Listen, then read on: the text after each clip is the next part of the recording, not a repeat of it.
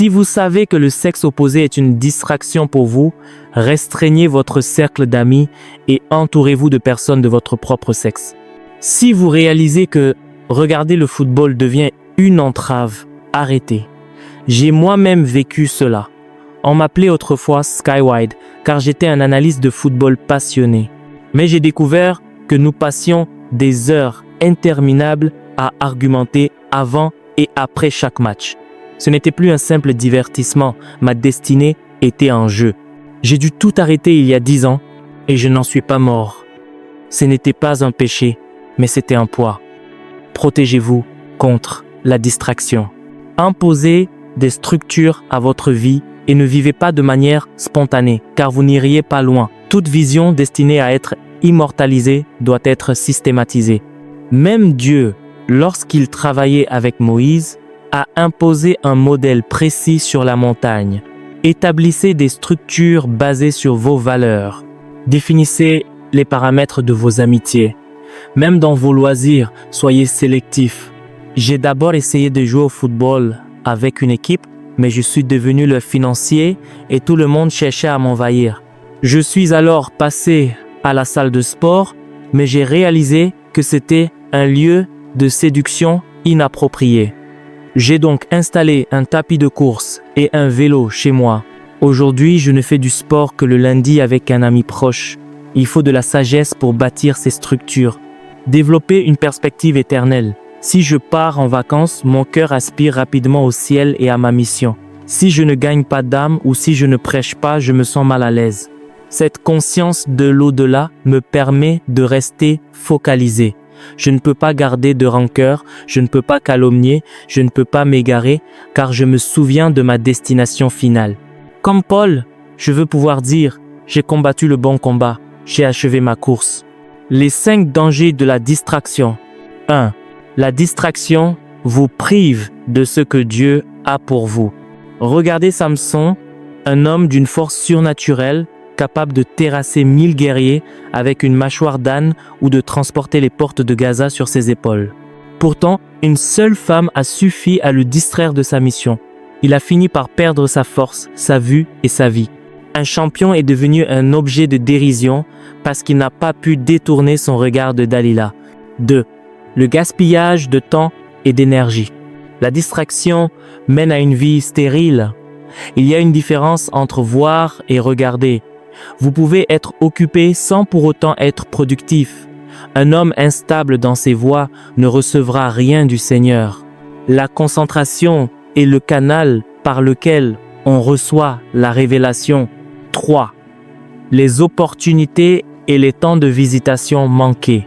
Jésus a pleuré sur Jérusalem parce qu'elle n'avait pas reconnu le temps de sa visitation. La distraction nous fait manquer nos saisons. Considérez Marthe et Marie. Marthe s'agitait pour de nombreuses choses, mais Marie a choisi la seule chose nécessaire, écouter le Maître. Ne laissez pas les réseaux sociaux ou les divertissements futiles enterrer vos semaines et vous faire manquer vos rendez-vous divins. 4. Une porte ouverte au péché. La distraction ouvre la voie à l'iniquité. David, le grand guerrier qui a remporté 66 batailles, a chuté non pas sur un champ de bataille, mais sur son toit. Au moment où les rois allaient à la guerre, il regardait une femme nue. Ce moment de distraction a engendré le meurtre et a attiré le malheur sur sa descendance pour des générations. 5. Le jugement divin. Nous devrons rendre des comptes pour chaque don et chaque opportunité. Dans la parabole des talents, celui qui a reçu un seul talent n'a pas été jugé pour un péché flagrant, mais pour ne pas avoir maximisé ce qui lui avait été confié.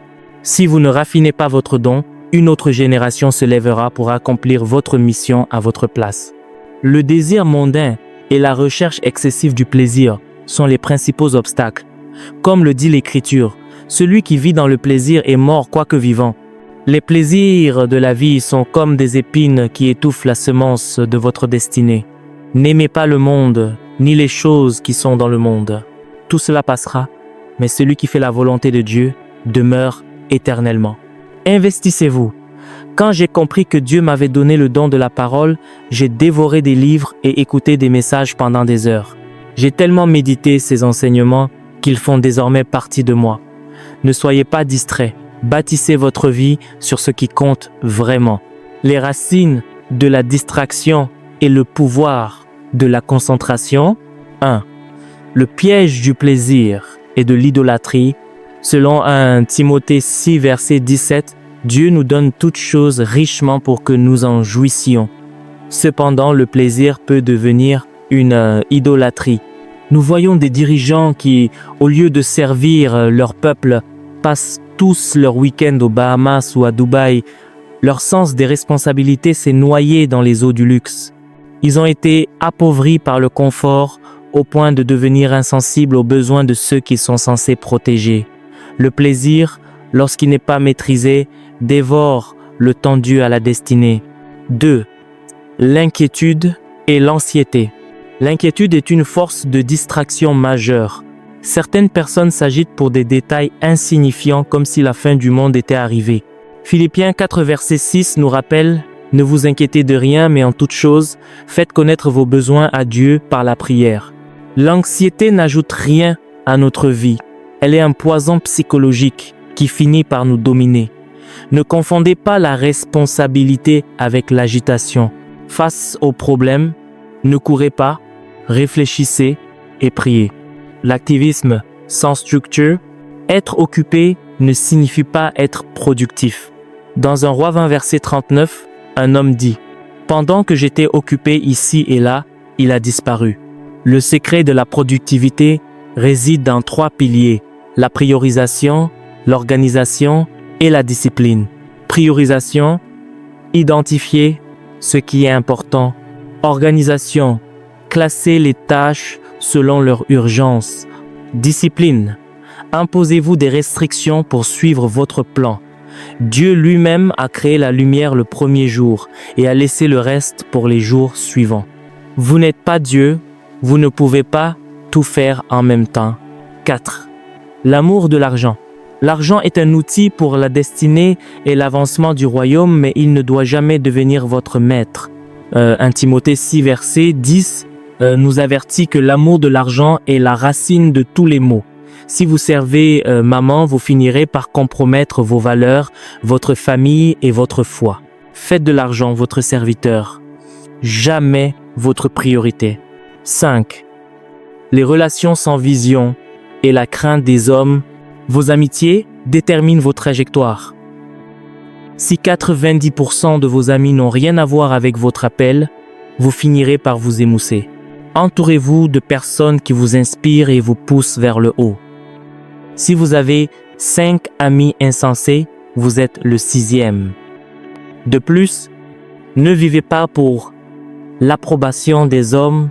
Cherchez à plaire à tout prix, faites de vous un esclave et un hypocrite. Comme le dit Paul dans Galates 1, verset 10, « Si je plaisais encore aux hommes, je ne serais pas serviteur de Christ. » 6. Le poids du péché et de la culpabilité. Le péché n'est pas seulement une offense à Dieu, c'est une entrave à votre progression. L'immoralité peut couler un ministère en un instant.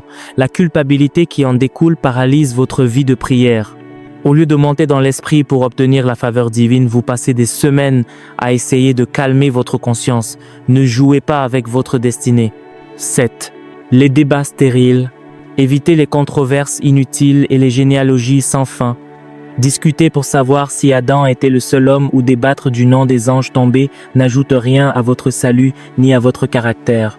Tite 3, verset 9 est clair. Évitez ces discussions folles, car elles sont inutiles et vaines. Concentrez-vous sur ce qui édifie. 8. L'usage non réglementé des technologies. Les réseaux sociaux sont devenus le tombeau de la nouvelle génération. Le défilement compulsif détruit la concentration. Faites de votre téléphone un outil de recherche, de développement et de travail. Ne laissez pas un appareil limiter votre potentiel. Philippiens 4, verset 8 nous invite à porter nos pensées sur ce qui est noble, pur et digne de louange. 9. Les fausses doctrines. Une mauvaise doctrine peut vous faire reculer de 20 ans.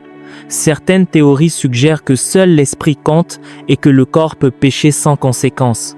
C'est un mensonge. Veillez à ce que vous entendez, car une mauvaise nourriture spirituelle produit une vie sans puissance et sans transformation. Le remède, La concentration est la capacité de diriger votre attention, vos émotions et vos ressources vers un but précis. Elle produit 3 résultats puissants. La capacité d'achever. Jésus a fini sa mission parce qu'il était focalisé dès l'âge de 12 ans. Vous ne finirez jamais ce que vous avez commencé sans cette rigueur. La force et l'endurance, la concentration multiplient votre énergie. Hébreux 12, verset 2 dit que c'est en regardant vers la joie qui lui était réservée que Jésus a enduré la croix. La clarté, si votre œil est sain, tout votre corps sera éclairé. La confusion disparaît là où la concentration s'installe. Sur quoi se concentrer? La parole de Dieu, elle est la lumière sur votre sentier. Dieu et son royaume. Cherchez d'abord le royaume et tout le reste suivra. L'intimité avec Dieu.